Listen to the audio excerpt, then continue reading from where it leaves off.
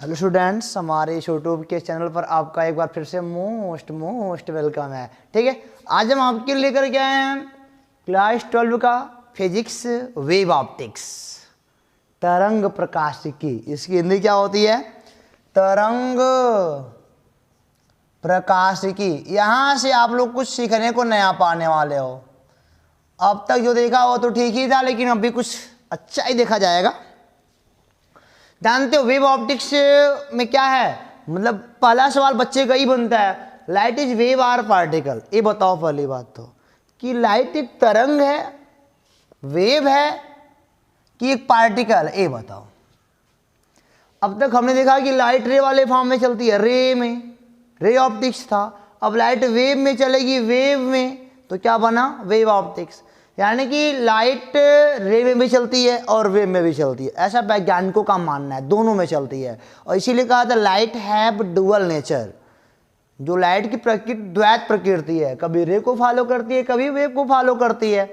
तो वेव में भी पूरा अब तक आपने रे तो पढ़ा ही, देखा है कि लाइट रे चल रही है, सारे नियम कानून फॉलो हो रहे हैं, सब कुछ अच्छा हो रहा है, तो रे में चल रही है। और वेव में चलाएंगे इसको, कैसे वे में चलेगी, इसके लिए आपको पूरा वीडियो और पूरा लेक्चर आपको बढ़िया से देखना पड़ेगा। ठीक है, लाइट अगर वेव में चल रही है तो लाइट मतलब ऐसे चल रही, ऐसे ऐसे ऐसे ऐसे ऐसे ऐसे। नहीं, आपने पढ़ा है, वेव पढ़ा है, लेकिन इतना खतरनाक वेव नहीं है, बहुत छोटा वेव, बहुत छोटा वेव, पता नहीं चलता है कि लाइन है कि क्या है, इतना छोटा माना जाता है इसको।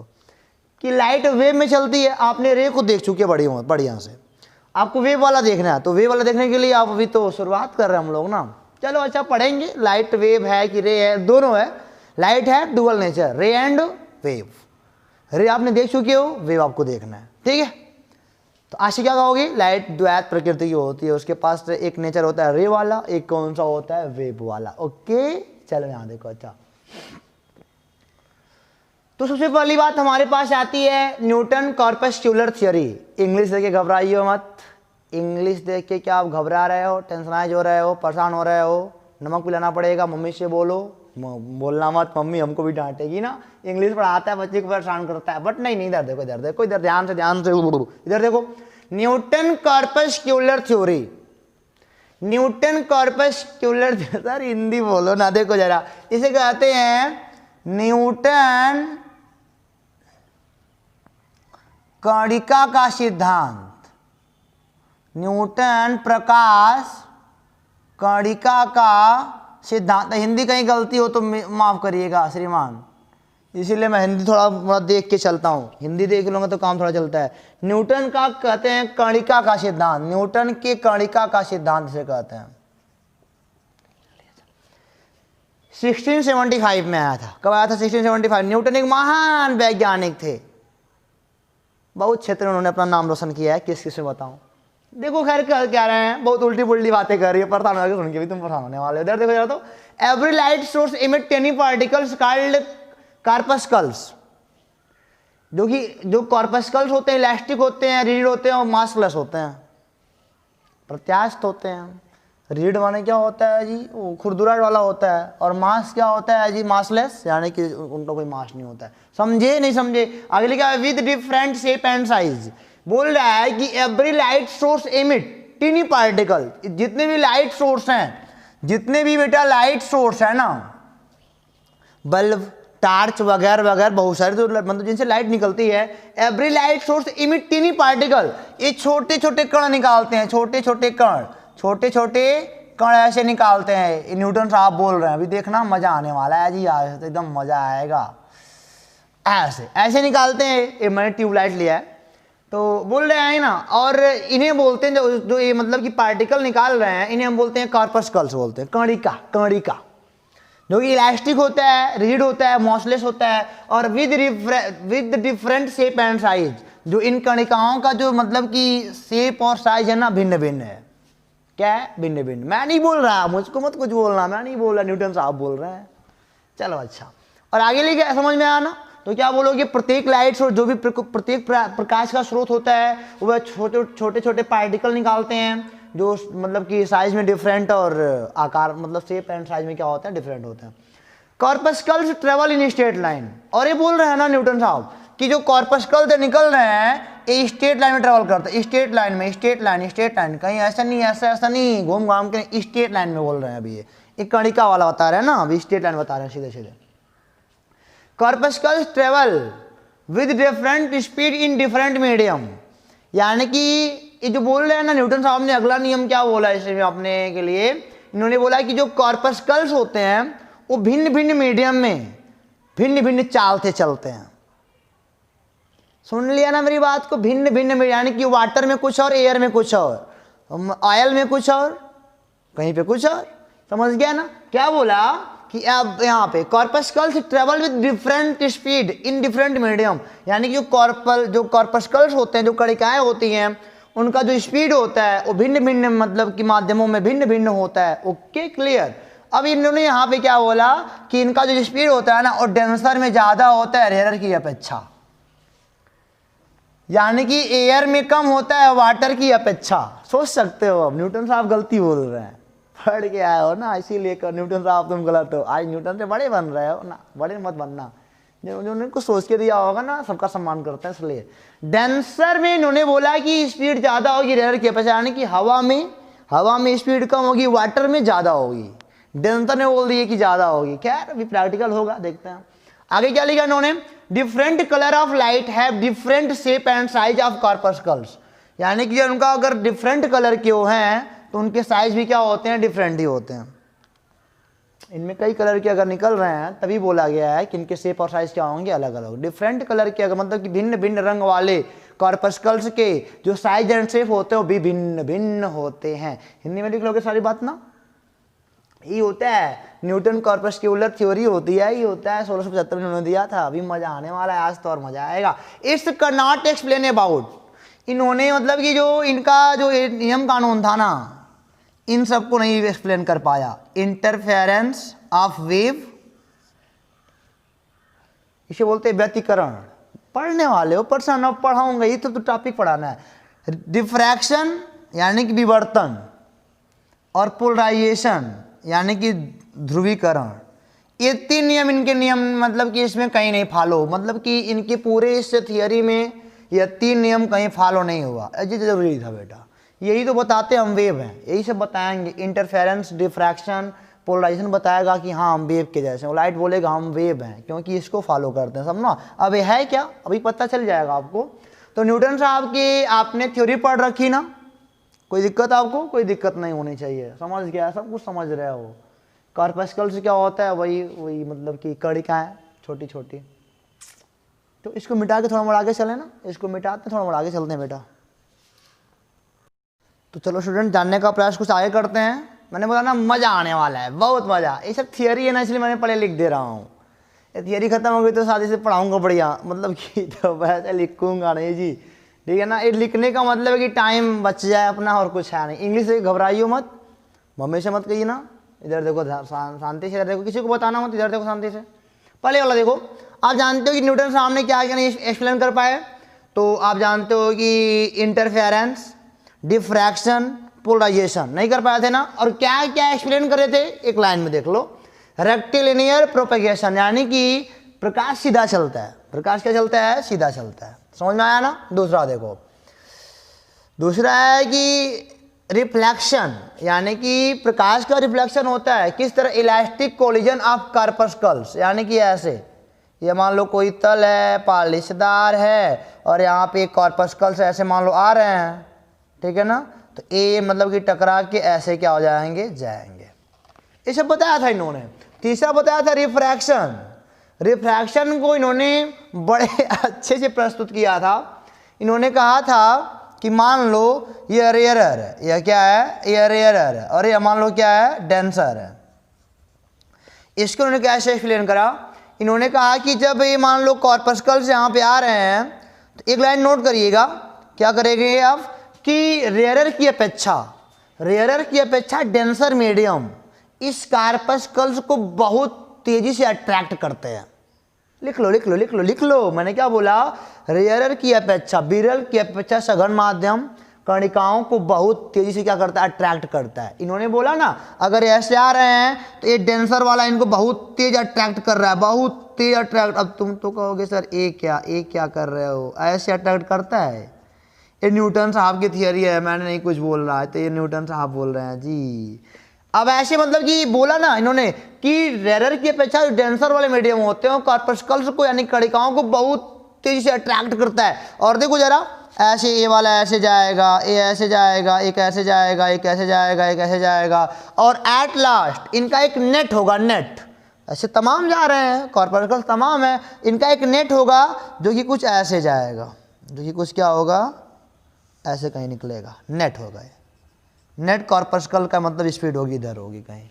ऐसे तमाम रेयर से डेंसर में आ रहे हैं, तो इनको बहुत तेज मतलब कि बहुत तेज अटैक करता है, और अटैक करने का क्या करता है मतलब उनका नेट निकालता है। ऐसे बहुत सबको खींच लेगा, उनका नेट निकालेगा, नेट मतलब कि परिणामी निकालेगा। ऐसा ये सब तीनों न्यूटन ने बताया था। But not interference, not diffraction, not polarisation, ये सब नहीं बता पाए थे। लेकिन एक बात देखो जरा, न्यूटन साहब तुम जानते हो ये एक बात गलत सीधे सीधे बोले, तुम जानते हो बात गलत कौन सी थी जी? वो बात गलत यही थी कि रेयरर में स्पीड कम, डेंसर में स्पीड ज़्यादा बता रहे थे। वो तुम भी जानते हो गलत है। तो देखो 1850 में ये सब न्यूटन साहब का था, 1675 में था, लेकिन इनकी बात को लोग मानते थे बहुत, इतना समय तक माने जी, इतने समय तक माने, 1675 से 1850 तक इनकी बात को माने। जानते हो क्यों?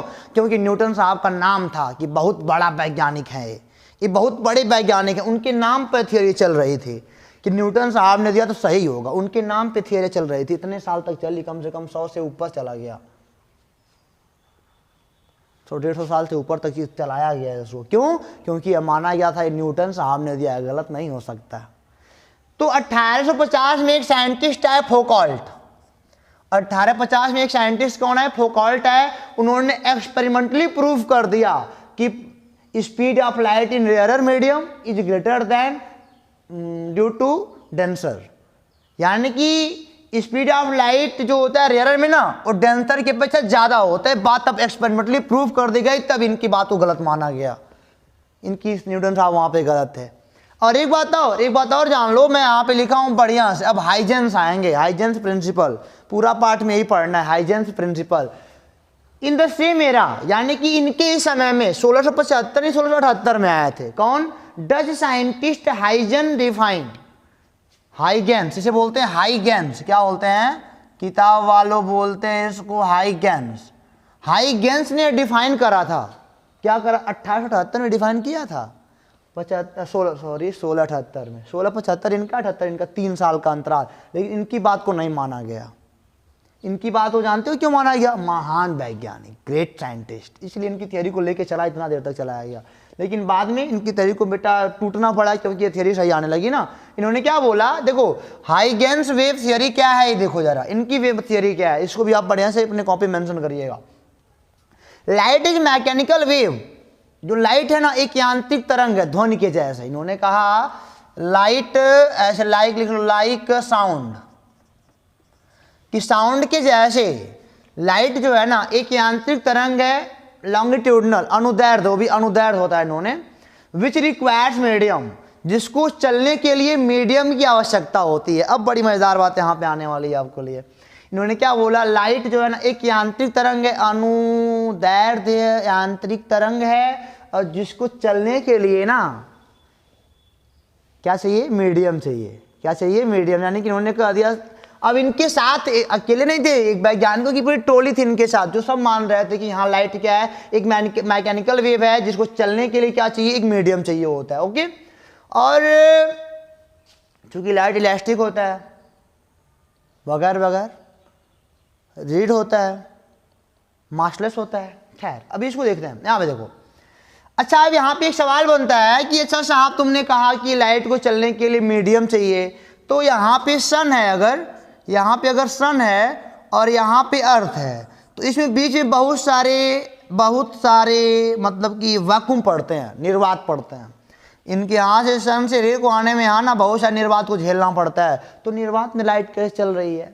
तिकड़म लगाया ना सब।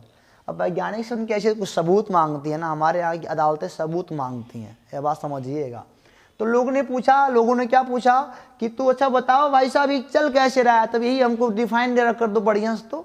तो इन्होंने कहा कि तब एक नई थ्योरी बनाई इन लोगों ने, इनके मतलब कि जो ग्रुप थे, ईथर थियरी आई तब, जब सवाल पूछा गया ना, जब ये वाला सवाल पूछा गया कि ये सूर्य से इस अर्थ तक, ये सन है और ये अर्थ है, यहाँ तक मतलब लाइट को आने में बहुत सारे वैक्यूम होते हैं यहाँ पे, तो कैसे आया यहाँ पे जरा बताओ। तो तुम कहते हो लाइट को चलने के लिए मीडियम रिक्वायर होना चाहिए। आगे देखो जरा, तो तब आया ईथर थियरी। क्या ईथर थियरी, इसमें क्या कहा इन लोगों ने, a very dilute and highly elastic medium, a very dilute and highly elastic medium called ether spread everywhere. इन्होंने कहा एक के मतलब कि जो ईथर का एटमॉस्फेयर है वो हर जगह फैला हुआ है। ईथर, ईथर नाम दिया गया कि मतलब कि हर जगह ईथर वाला मीडियम हर जगह फैला हुआ है, अपने एटमॉस्फेयर में चारों ओर फैला हुआ है, उसी माध्यम में प्रकाश चलता है। जब ये सवाल जवाब लोग करें तो इन्होंने बनाया क्या, एक ईथर थियरी बना दिया। इस ईथर थियरी में क्या कहा, अब इसमें प्रकाश का वेग क्या होता है, v बराबर रूट में elasticity of medium upon density of medium. इसमें क्या बोला गया, a very dilute and highly elastic, elasticity ज्यादा होनी चाहिए और डाइल्यूट मतलब क्या, डेंसिटी कम। जितना ज्यादा कोई चीज डाइल्यूट होगा उतना क्या होगा, डेंसिटी कम होगी ना, तो डेंसिटी कम है ज्यादा, तो v का मान ज्यादा नहीं आएगा, बहुत ज्यादा आएगा, लगभग 3×10⁸ मीटर पर सेकेंड। यहाँ भी बताया गया है, ईथर में भी ये होता है। तो उन्होंने इन लोगों ने क्या कहा कि अच्छा भैया तुमने कहा कि अगर वैक्यूम में है, बहुत सारे वैक्यूम को मतलब कि इनको पार करना पड़ता है, तो यहाँ पे इन्होंने कहा कि इन लोगों ने कहा कि यहाँ पे एक ईथर थियरी आएगी। उस थियरी में क्या, very dilute and highly elastic medium called ether spread everywhere, यानी कि अपने एटमॉस्फेयर की चारों ओर ईथर वाला ये मीडियम फैला हुआ है, इसी में प्रकाश ट्रेवल करता है। और एक बात और जान लो, today light is an electromagnetic wave. आज जो है ना, लाइट को हम लोग कहते हैं एक इलेक्ट्रोमैग्नेटिक यानी कि वैद्युत चुंबकीय तरंग है। आज हम लोग लाइट को क्या कहते हैं कि एक वैद्युत चुंबकीय तरंग है। और उन्होंने हाइजन साहब ने क्या कहा था कि लाइट एक मैकेनिकल वेव है। खैर उनकी बातों को भी कुछ लेके चला जाएगा, इसको भी पढ़ा जाता है। तो आपने देखा ना, आज हम इसको पढ़ते हैं इलेक्ट्रोमैग्नेटिक वेव कहते हैं लाइट को, इलेक्ट्रोमैग्नेटिक वेव। अगर आपने 12 का लेसन पढ़ा होगा, पहला वाला मतलब कि पहला पार्ट सबसे लास्ट वाला लेसन है, उसमें आपने अच्छे से पढ़ा होगा, नहीं पढ़ा होगा तो हम उसको क्लास जल्दी शुरू करने वाले हैं। खैर तो खामोशी हम इसी का पढ़ रहे हैं, इसको भी नहीं जानना, ये बंद कर दो, ये सब जान नहीं रहे हो, तो मैं समझ नहीं समझ रहा हम लोग, ठीक है।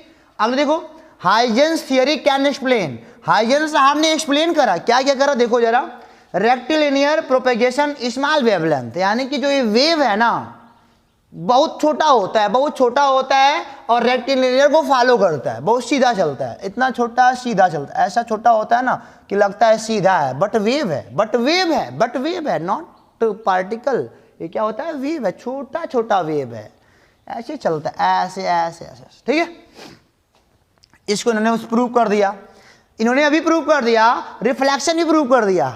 वेव को लेकर के इन्होंने बोला वेव तो है, वेव है, अब कुछ भी हो वेव है, चाहे मैकेनिकल हो चाहे कुछ भी हो वेव है। तो इन्होंने क्या बोला, रिफ्लेक्शन भी प्रूव करके दिखा दिया। देखो रिफ्लेक्शन भी हो रहा है, इन्होंने बताया लॉ ऑफ रिफ्लेक्शन, कोण आई बराबर मतलब angle i equal to angle r, यानी कि incident equal to reflection angle बराबर होता है। अभी इसको प्रूव कराना हम लोग, प्रूव करना है। आगे इन्होंने रिफ्रैक्शन भी प्रूव कर दिया, अपवर्तन को भी प्रूव कर दिया, परावर्तन तो करा ही करा, अपवर्तन को भी कर दिया, यानी कि लॉ ऑफ रिफ्रैक्शन भी कर दिया यार। Sine i upon sine i equal to constant बोलते, स्नेल का लॉ प्रूव कर दिया, जो कि पार्टिकल पे प्रूव होता हुआ था, इन्होंने वेव पर करके दिखा दिया। बात अब बनने लगी, मजा आने वाला है। इन्होंने इंटरफेरेंस को प्रूव कर दिया, व्यतिकरण को प्रूव कर दिया, अभी तो पढ़ना ही है ना। डिफ्रैक्शन को भी प्रूव कर दिया इन्होंने, विवर्तन को भी प्रूव कर दिया, सब इतना सारा प्रूव इन्होंने कर दिया। बट पोलराइजेशन इन्होंने प्रूव नहीं कर पाया, इन्होंने पोलराइजेशन को प्रूफ नहीं कर पाया। जानते हो क्यों? क्योंकि जो पोलराइजेशन होता है ना वो इलेक्ट्रोमैग्नेटिक पे होता है। जो ए वाला मतलब थियरी होती है ये कहाँ पे प्रूव होती है? इलेक्ट्रोमैग्नेटिक के लिए प्रूव होती है। इस बात का आप ध्यान दीजिएगा। इसलिए इन्होंने चूंकि बोला कि मैकेनिकल है और मैकेनिकल बोलने के नाते इन्होंने यह नहीं बता पाया। ये वाला आगे हम पढ़ेंगे, इसको कोई और बताएगा। तो इतनी बातें आपको समझ में आ गई ना। और हाँ, इस वाले लेसन को पढ़ने के यानी कि पूरा हमको हाइगेंस के बारे में पढ़ना है। हाइगेंस थियरी का एक्सप्लेन करना है, यही सब, ये प्रूव करना है, ये प्रूव करना है, यह करना है, यह करना है। 3-4 चीज़ हमको बतानी है। और हाइगेंस ने कहा था कि मेरी थियरी को जब पढ़ना ना तो मेरी कुछ बातों को ध्यान देके पढ़ना। वो कौन सी बातें हैं मैं वो बताने जा रहा हूँ। उसको एजम्पशन में मान के करना पड़ेगा, उतना मानोगे तब आगे सब कर पाओगे, नहीं तो बड़ा बड़ा मुश्किल होगा। ए वी का मान पता होना चाहिए, इलास्टिसिटी ऑफ मीडियम और अपॉन डेंसिटी ऑफ मीडियम, वो भी रूट में। समझ आई बात हमारी ना। तो हाइगेंस साहब ने क्या कहा कि मेरे तेरे को जब भी पढ़ना ना तो कुछ मेरी बात को फॉलो करना तभी कर पाओगे। तो उनकी बात कौन कौन सी फॉलो करनी है अब मैं आपको बताने जा रहा हूँ। ओके, इसको मिटाता हूँ बेटा, समझ में आ गया ना, मजा आ रहा होगा, इसको मिटाते हैं। तो चलिए बच्चों आगे देखते हैं। हाइगेंस प्रिंसिपल, हाइगेंस प्रिंसिपल, मजा आ रहा होगा आपको ना, बहुत सब थियरी है, बड़ा भी तो सब थियरी बता रहा हूँ आपको, टाइम नहीं, इसीलिए मैं सोचता हूँ थोड़ा टाइम थोड़ा कम लगे। इन्होंने कहा कि हाइगेंस साहब ने कहा कि मेरी थियरी पढ़ते हो तो ये सब बातें ध्यान रखना, तो ही बता रहा हूँ आपको। खत्म होने वाला है बहुत मुश्किल से 10-15 मिनट और होगा। मक्खी की जान लेनी पड़ेगी लगता है। इधर देखो बेटा, इधर देखो। अच्छा बोल रहा है कि माध्यम में पहला बात है वेव फ्रंट क्या होता है, तरंगाग्र क्या होता है, तरंगाग्र क्या होता है। तो माध्यम में वह पृष्ठ, इस आपको याद करना पड़ेगा। माध्यम में वह पृष्ठ जिस पर स्थित सभी कण किसी भी क्षण समान कला में होते हैं, सेम फेज में होते हैं, तरंगाग्र कहलाते हैं। माध्यम में वह पृष्ठ जिस पर स्थित सभी कण किसी भी समय समान कला में होते, क्षण चाहे समय बोलो, समान कला में होते, क्या तरंगाग्र कहलाते हैं। समझे बात को, नहीं समझे। मान लो यहाँ पे कोई पॉइंट सोर्स है लाइट का, लाइट का क्या है, कोई पॉइंट सोर्स है।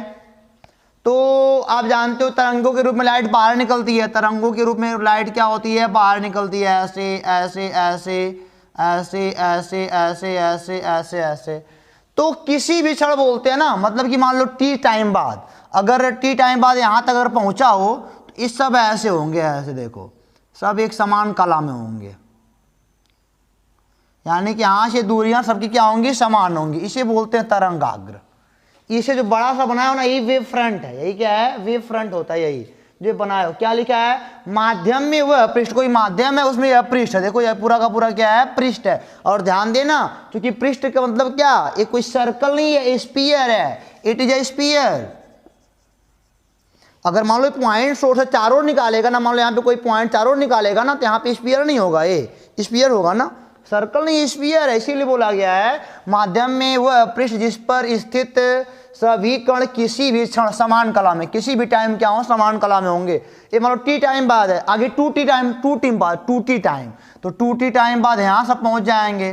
तो यहाँ पे अगला तरंगाग्र आप यहाँ पा जाओगे, अगला वेव फ्रंट आप यहाँ पे पाओगे, इसी को वेव फ्रंट बोलाता है। तो इसको एस सी वर्मा साहब ने ऐसे समझाया, अगर मान लो एक कंकड़, अगर एक कंकड़ पानी में गिरा दिया जाए, अगर एक कंकड़ पानी में गिरा दिया जाए तो ऐसे ऐसे मतलब कि निकलता है ना, यही सभी क्या है, ये सभी तरंगा, सभी वेव फ्रंट है।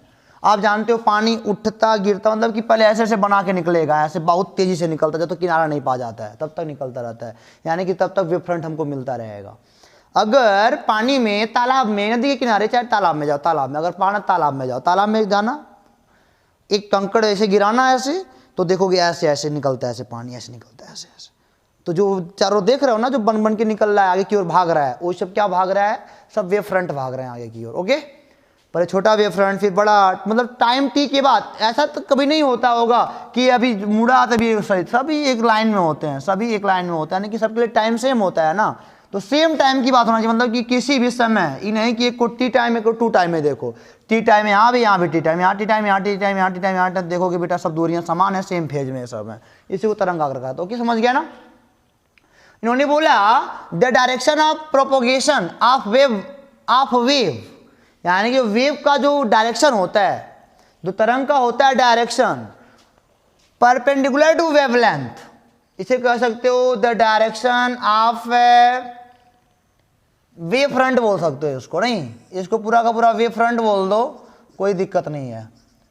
वेवलेंथ के क्या होता है, हमेशा परपेंडिकुलर। मान लो इसे वेव फ्रंट है, ये हमारा वेवलेंथ है, देखो हमेशा क्या होगा, ये ऐसे क्या होगा, परपेंडिकुलर ही तो होगा। इस पे परपेंडिकुलर, यहाँ भी परपेंडिकुलर, यहाँ परपेंडिकुलर, यहाँ परपेंडिकुलर, यहाँ परपेंडिकुलर, यहाँ परपेंडिकुलर होता है। तो अगर आपको कोई सोर्स अगर दिया रहे, अगर कोई सोर्स दिया रहे, तो क्या आप उसका वेव फ्रंट नहीं बना पाओगे, हमेशा 90 पे होना चाहिए, बन जाएगा सर। ओके, यहाँ देखो। अच्छा, अगला ये क्या है, type of wave front. Wave front 3 प्रकार के होते हैं।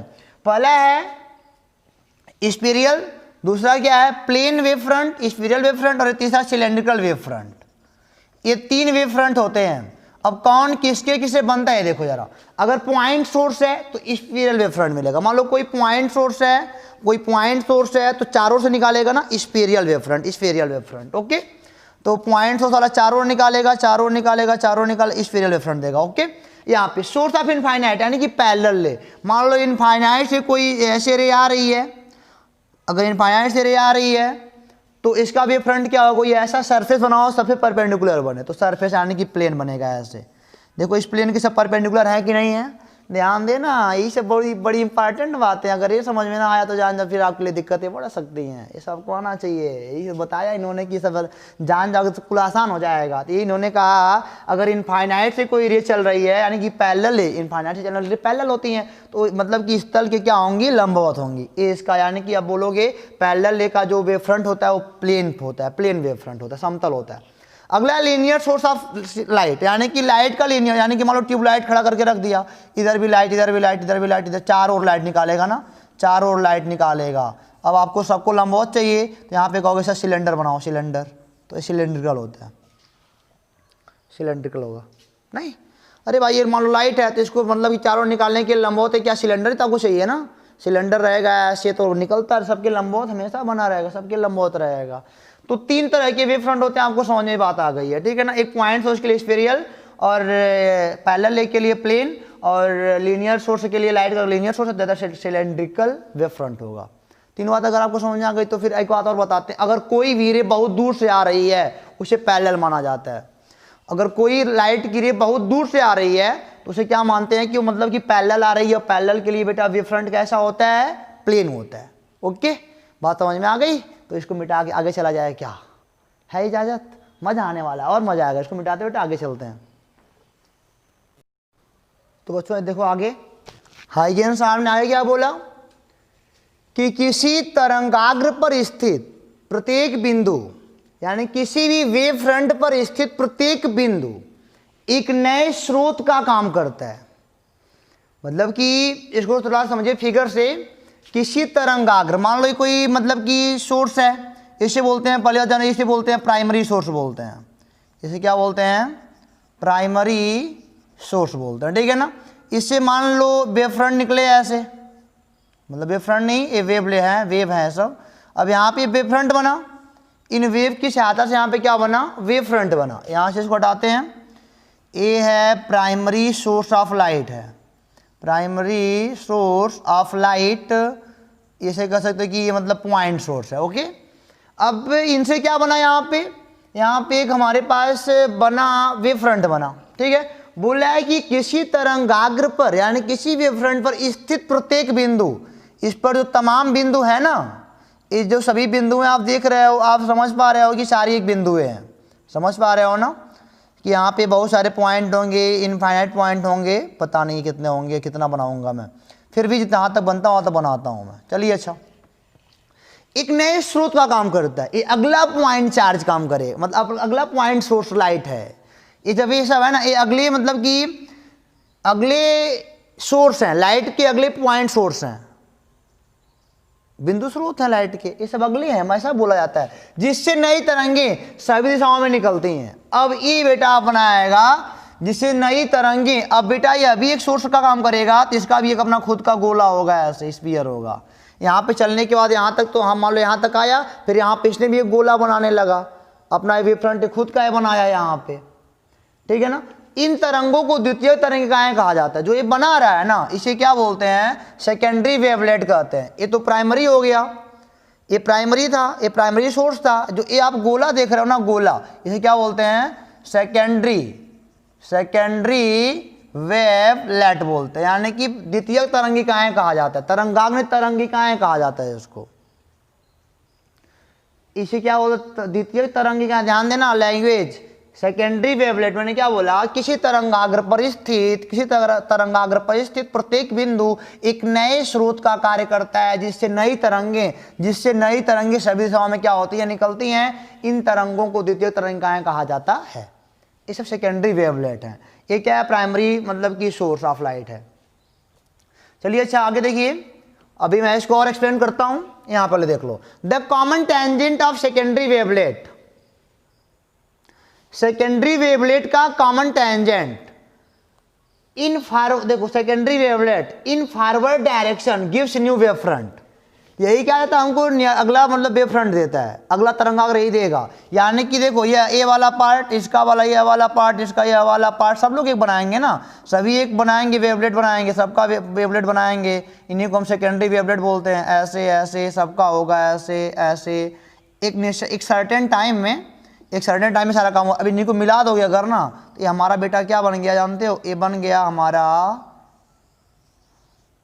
अगला, यानी कि नेक्स्ट वेव फ्रंट बना है। ये सभी गोला थे, ऐसे गोला सभी लोग थे, ऐसे अपने किताब में आपने देखा होगा, है ना, आपको मजा भी आ रहा होगा इसको। तो वही मैंने लिखा है द कॉमन टेंजेंट, ऐसे सब बना सकते हो, सारे सभी बिंदु बना लो ऐसे आप।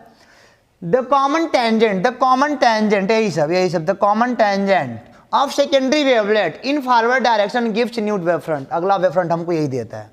ये बात समझ में आ गई ना। अच्छा यहाँ पे ये देखो क्या क्या है, यहाँ पे थोड़ा समझने का प्रयास करना।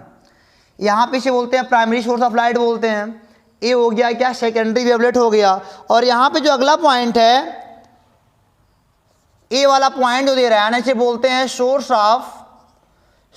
ऑफ सेकेंडरी डिस्टरबेंस और source of secondary wave front. अगली वेव फ्रंट का यही सोर्स है, अगला वेव फ्रंट यही बनाएगा ना। और यहाँ पे एक बात और आप लिखिएगा, इसे आप ये जो ए वाला बाहर वाला बन रहा है, इसे बोलते हैं न्यू वेव फ्रंट। क्या बोलते हैं, न्यू वेव फ्रंट। ये सब बातें आप मेंशन बढ़िया से करिएगा। मैंने क्या बोला, प्राइमरी मतलब कि पॉइंट सोर्स ऑफ लाइट है, और ये वाला क्या है, सेकेंडरी वेवलेट है जो गोला देख रहे हो, और जो पॉइंट है वो क्या है, उसे आपने बोला source of secondary wave front बोला, यानी कि मतलब कि जो सेकेंडरी वेव फ्रंट यही बना रहा है। और आगे एक बात और लिखिएगा, बस ठीक है, ये प्राइमरी सोर्स, ये 3-4 चीजें हमारे पास हैं, इन चारों नाम हमको पता होना चाहिए। ओके, समझ में आ गया ना। अब कुछ एक्सरसाइज कर लेते हैं थोड़ा मोड़ा, मतलब कि कुछ वेव फ्रंट बनाने का काम करते हैं, फिर देखते हैं। ये सब सर्टेन टाइम की बात मैं कर रहा हूँ, सर्टेन टाइम की बात। आगे जाएगा तो अगला मतलब फिर एक हमको वेवलेट मिलेगा, फिर वहाँ से एक मतलब कि वेव फ्रंट मिलेगा। तो वेवलेट है और वेव फ्रंट क्या है, ये वाला है, ध्यान देना इस बात का। और ये क्या है, ये जो ए वाला है सेकेंड मतलब कि source of secondary wave front का है वही। अब कुछ सवाल करते हैं, फिर वीडियो बेटा क्लोज करते हैं। आपको समझ में आ रहा है ना अच्छे से? अच्छा, मिटाते हैं तो बच्चों उम्मीद करते हैं कि आपको हाइगेन्स प्रिंसिपल अच्छे समझ में आ गया है। और हाइगेन्स प्रिंसिपल आप अच्छे से मेंशन अपनी कॉपी पे, नोटबुक पे जरूर करिएगा। और यहाँ पे आपके पास कुछ क्वेश्चन है जहाँ पे थोड़ा मोड़ा आपको हेल्प मिलेगा कुछ करने में। ड्रा वेव फ्रंट फॉर, यानी कि सभी के लिए वेव फ्रंट ड्रा करना है। पहले object at infinity for convex lens, एक कॉन्वेक्स लेंस है। अगर यहाँ पे ऑब्जेक्ट इन्फिनिटी पे है तो आप जानते हो कि ये ऐसे रे चलेगी, ऐसे आएगी, ऐसे चलेगी, ऐसे, सब मतलब कि वेव में हो रहा है ना, लेकिन ऐसा रे बनाएंगे हम लोग। तो अब यहाँ पे ऐसे चलेगी, ऐसे जाके कहीं मिल जाएगी, ऐसे चलेगी कहीं ऐसे जाके मिल जाएगी, नहीं। तो इसको थोड़ा बनाने का प्रयास करो वेव फ्रंट। यहाँ के रे के लिए, यानी कि यहाँ के वेव के लिए, यहाँ पे वेव फ्रंट ऐसे बनेगा, लंबवत ऐसे प्लेन। पैरेलल रे के लिए क्या बनता है, प्लेन ही तो बनता है। अब बट यहाँ पे क्या बोलोगे, यहाँ पे सपोज करो ये पॉइंट है, ऐसे रे निकल रही है, तो यहाँ पे कैसे बनेगा वेव फ्रंट आपका, ऐसे बनेगा। नहीं समझ सकते इस बात को आप? पॉइंट के लिए तो स्फीयर ही बनाओगे ना। ये पॉइंट सपोज क्या करो ऐसे जा रहा है, सपोज करो ऐसे जाते, ऐसे वेव फ्रंट हमारा बन जाएगा, कोई दिक्कत ना है। यहाँ पे अगर ऐसे मतलब ऐसे निकाला भी गया तो गोला बना लो, आराम से बनाओ कि वहाँ से पार कर जा रहा है, ठीक है। लेकिन यहीं पे आके मिल जाती है ना, तो आगे नहीं बना सकते आप। थोड़ा ध्यान देके ये सब काम करना चाहिए, फिर भी गलत नहीं है। पूरा गोला बनाओगे तब भी गलत, तुमको वेव फ्रंट ही देना है तुमको ना, तो वेव फ्रंट आराम से दो ना। अगला क्या है, object at infinity for concave lens. Concave के लिए मान लो ऐसे ऐसे ऐसे ऐसे ऐसे ऐसे ऐसे जाएगा, ऐसे जाएगा, ऐसे ऐसे ऐसे ऐसे, इसको पीछे का हमको ड्रा करना पड़ेगा, ऐसे निकल जाएगा, पीछे का हमको ड्रा करना पड़ेगा, ऐसे निकल जाएगा। अब पैरेलल ले चलेगी तो आप जानते ही हो ये क्या बनेगा, प्लेन बनाएगा, प्लेन बनाएगा। और यहाँ पे देखो पॉइंट सोर्स है, इसको ऐसे ऐसे स्फेरिकल टाइप का। तीसरा क्या है, object at infinity concave mirror. Concave mirror आपने कोई उठा लिया थर्ड में, ऐसे कोई कॉनकेव मिरर उठाया, ऑब्जेक्ट इन्फिनिटी पे है, यहाँ से रे आएगी कुछ ऐसे मिलेगी, ऐसे जाएगी कुछ ऐसे मिलेगी, ऐसे ऐसे, तो यहाँ पे क्या हो जाएगा, प्लेन बन जाएगा, और यहाँ पे क्या बन जाएगा आपका, यहाँ पे क्या बना लोगे, ऐसे ऐसे अपना जो भी होगा। पांचवा चौथा है प्रिज्म। प्रिज्म में मान लियो आप ऐसे होता है, ऐसे रे गई, फिर इसमें अंदर जाती है ऐसे, फिर यहाँ से कुछ बेंड करती है, यहाँ से जाती है कुछ बेंड, कुछ इधर कुछ करती है, यानी कि ऐसे इसका प्लेन ऐसे बनेगा। प्लेन के परपेंडिकुलर होना चाहिए, ये जो आप मतलब कि वेवलेंथ हो वो मतलब कि आपके पृष्ठ के परपेंडिकुलर हो, इस बात को ध्यान देना, आपको बड़े आराम से बनाने आएगा तब, ठीक है ना। समझ में आ गया? कोई दिक्कत है आपको? सर कोई दिक्कत नहीं है, कोई दिक्कत है तो बताइए, सर बोल नहीं पाएंगे तो कोई बात नहीं, कमेंट बॉक्स भी आपके लिए खाली है। तो फिर मिलेंगे आपसे अगले वीडियो में, वही हाइजेंस आपका रिफ्रैक्शन मतलब रिफ्रैक्शन रिफ्लेक्शन डिफ्रैक्शन इंटरफेरेंस सब प्रूव कराया जाएगा। बस पढ़ रहा आराम से पढ़ते, आज मजा आया ना, कल भी आएगा। फिर मिलेंगे आपसे अगले वीडियो में, तब तक के लिए आप हंसते रहो, पढ़ते रहो। All the best.